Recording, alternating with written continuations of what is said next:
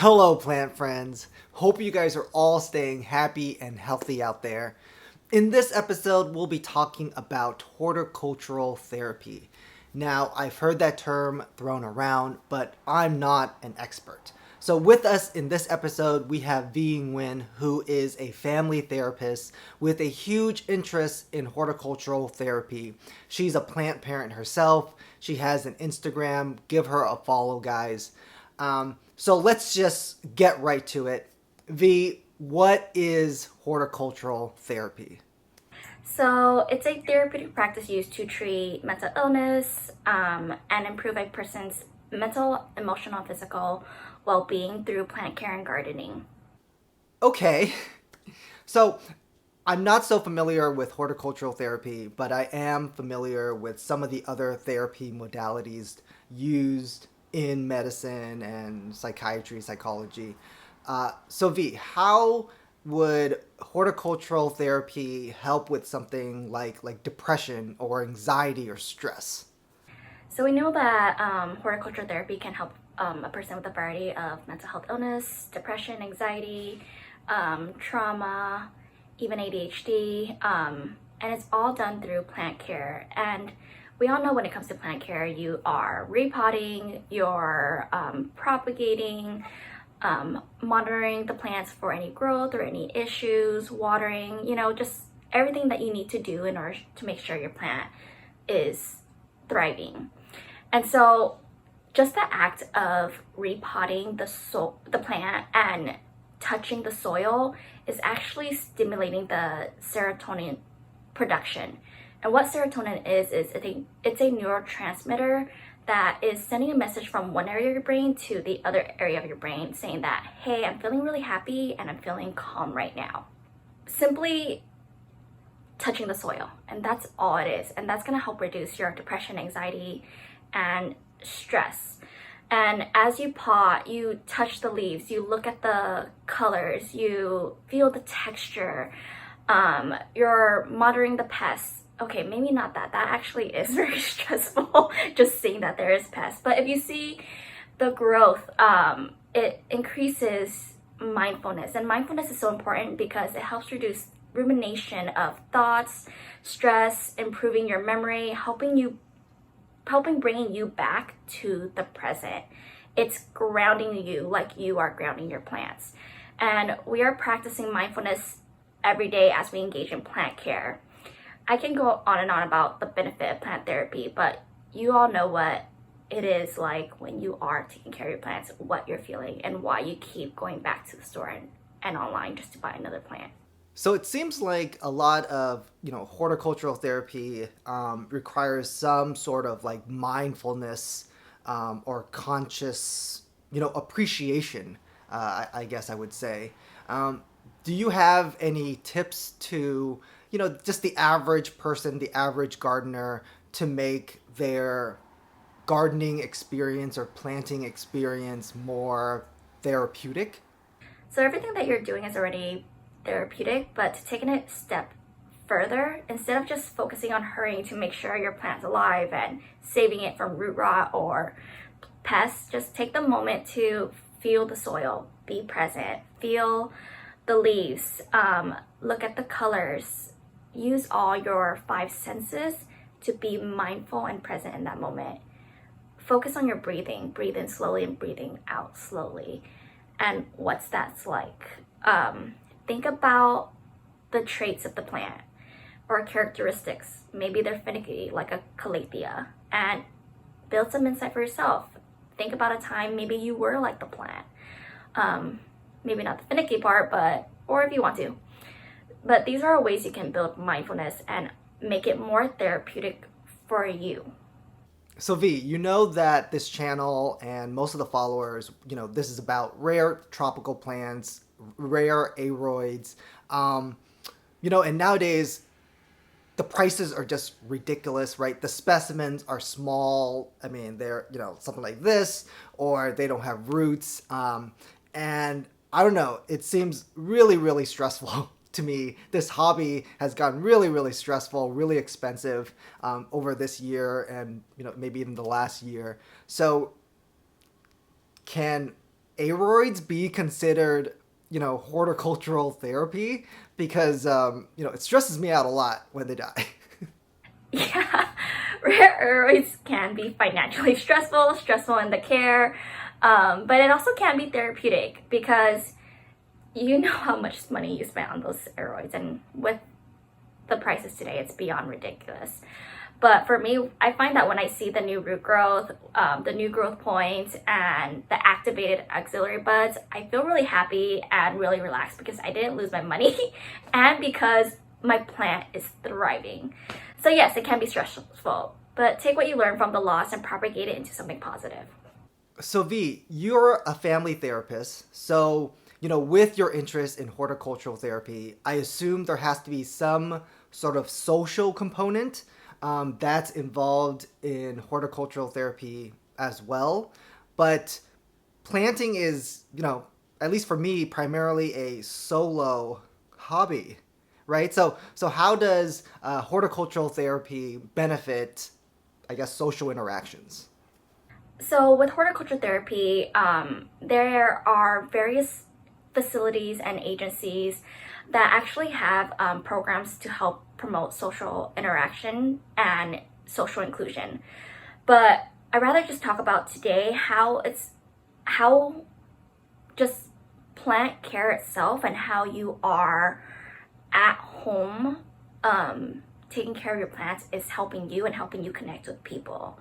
So we know today we have technology, different social media platforms like Facebook, Instagram, Twitter, Snapchat. There's different platforms that you can use to even sell plants.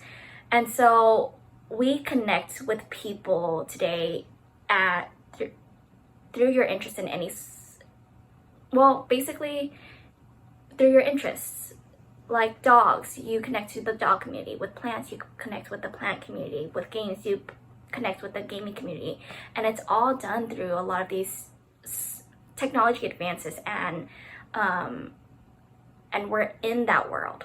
And so within that world, you are finding someone that you can relate to and connect with someone.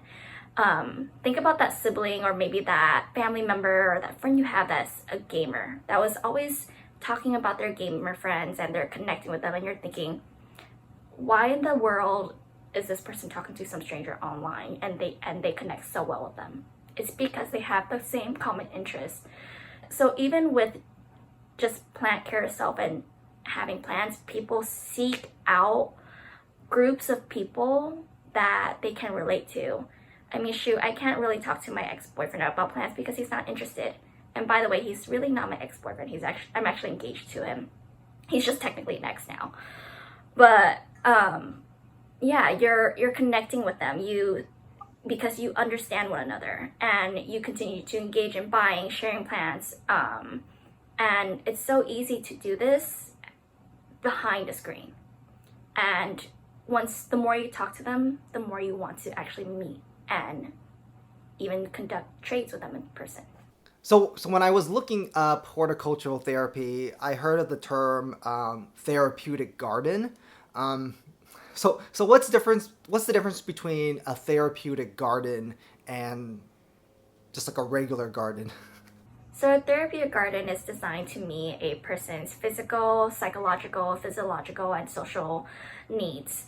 So often you'll see therapeutic gardens at like a vocational center, rehabilitation center, hospitals, nursing homes, even prisons.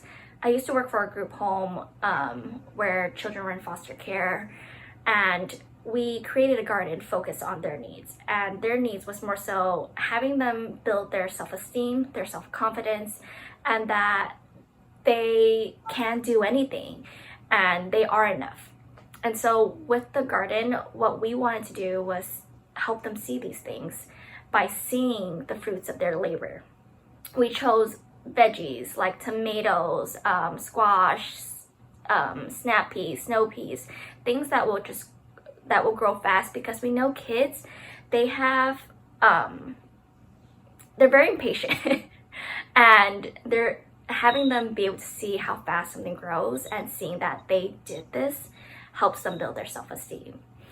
And so a regular garden isn't focused on that. A regular garden is just focused on what you feel like growing. So I want cucumbers, so I want to just plant a cucumber. Maybe I just want my garden to look aesthetically pleasing, but it's not focused on your physiological, your social, your spiritual, or psychological needs. Do you have any interior design tips to make the indoor environment or planting environment more calming or therapeutic as well? So as you all already know, some plants have air purifying qualities. Do some research. Think about what you need. My ex-boyfriend has major allergies, so I try to add as many air purifying plants as possible to just kind of help clear the air. Even adding things like crystals. Some people add healing crystals like rose quartz, amethyst. Is that how you say amethyst, something like that. Tourmaline, just around the home in your plants. There has been some suggestion that it actually improves the growth of the plants too. So in seeing the growth of the plants, that's also improving your own emotional and mental health and well-being. So 2020 has seen a huge boom in gardening, right? Both indoors and outdoors. Is this, do you think that this is just like our natural inclination, that we're going towards something that is more therapeutic? Definitely 100%, maybe 1,000%, because prices are probably at 1,000 now. But based on my observation, I'm seeing that people are seeking something to do. People are leaning towards outdoor hobbies, indoor hobbies like home improvements, and trying out plant care. And the minute they try that out, they are actually experiencing the release of the serotonin. They're feeling more happy, they're feeling more calm, and they are more inclined to want to buy more plants and want to take care of more plants. They're starting to see the fruits of their labors, just like I told you before. And it's also a great distraction to what is going on in 2020 now. If I stop by Lowe's, I see so many people in the garden center in comparison to when I was there 2 years ago. It's beyond ridiculous. But it's great that people are actually starting to take the time to enjoy a hobby, slow down, and rather than engage in their usual hustle and bustle. Okay, V, one final question. Can you tell us what the training sort of is like, or what a day is like for a horticultural therapist, for those who are interested in it as a potential career aspect? Yeah. So because horticultural therapy is accepted as an effective treatment and treatment modality, in order to carry it out in practice, you have to be a registered horticulture therapist.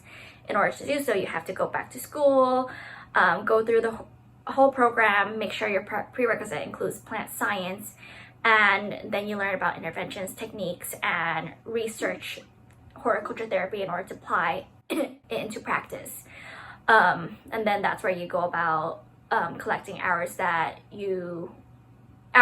with client where you practice horticulture therapy and is supervised by a horticulture therapist. So yeah, that is something I would love to do, but unfortunately at the time it's tough to actually take that route for me. I'm hoping to instead pull interventions techniques and continue to do my research independently to help the plant community. More so to share the wealth of information through community outreach, engagement, possibly private practice, and have my own therapeutic garden that fits my clients and the community's needs. V, thanks so much again for joining us and contributing your time.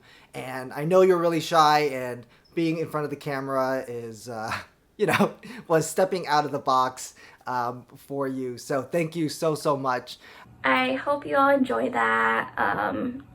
You can check out my Instagram insight. I share a lot about building insight through plant therapy and just when you are looking at your plants and what calls to you. And I hope that can do the same for you as well. Thanks. Guys, definitely give her a follow on her Instagram. Give her a shout out. Say thank you. And that's it for this episode. Till next time, happy planting.